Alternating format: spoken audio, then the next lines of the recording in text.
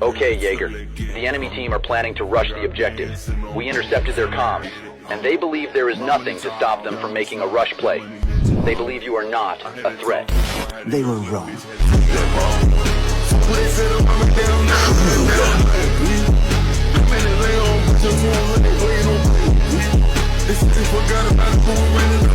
Your death will be in vain, and I like that.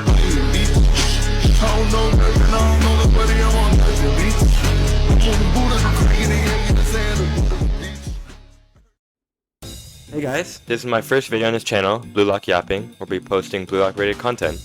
I'm going to be posting chapter reviews and also anime episode reviews when they come out. So I hope you enjoy, and just get right into it.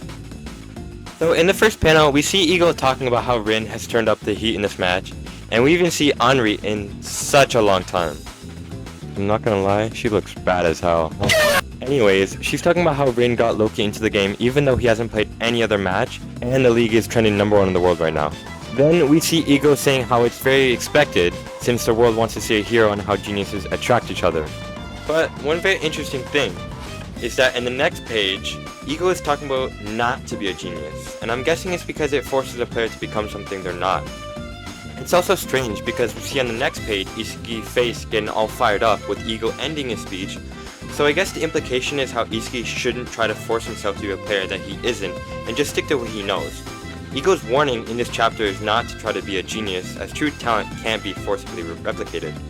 Instead of attempting to become a genius, Yusuke should embrace his own strengths and try to find his own path to success. Prodigies can very quickly learn what other people have already figured out, but geniuses discover that which no one has ever previously discovered. Prodigies learn, geniuses do. This would explain why when Eagle says geniuses, we see a face panel of Rin and Loki, but when he says prodigies, we see a face panel of Yusuke. Then we just get a rant from the commentator, pretty much re-explaining what we saw from last chapter, from Loki subbing in, and Noah and Igaguri subbing in as well. But that's in the chat for Kuni and Corona.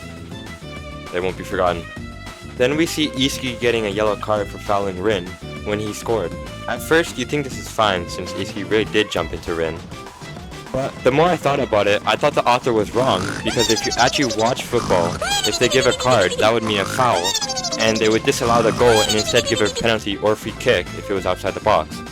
But I had a Reddit discussion and realized I was wrong, and it exists where a goal can stand while still giving a card. But if Rin missed a shot, that would mean Yusuke would have been given a red. So I'm actually thankful Rin scored because Yusuke still gets to play. Anyways, rant over. Then we see the game restart with Noah passing him the ball, and then they do a quick 1-2 with Yusuke remaining in possession. But then Loki happens. And I mean, he just blasts right through. How is this even fair? He literally warps the entire panel, showing how fast he is. Someone has to nerf him, because this is not fair. Even Yusuke realizes on the next page that you can't even defend against this, since he's just so fast. Since Yusuke isn't gifted with any physical talent, he's literally powerless to stop this man. I mean, look how much he just blasts by Raichi and Hiyori. It's unbelievable. Then we see Loki pass it off to Rin to score, but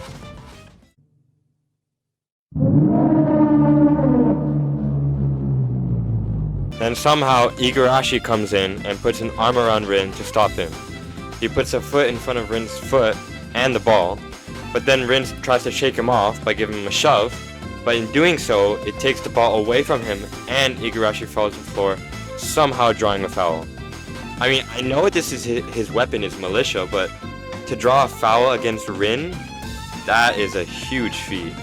He completely stopped the play when Bastard Munchen were in danger of conceding another goal, and also turned over possession. Well, that's going to be it for the chapter review today, but I do have a little special something to show you. If you guys didn't know, I'm the guy who makes the Blue Lock stock reports on Reddit, so I'll be going over the character stocks now. First up we have Noah.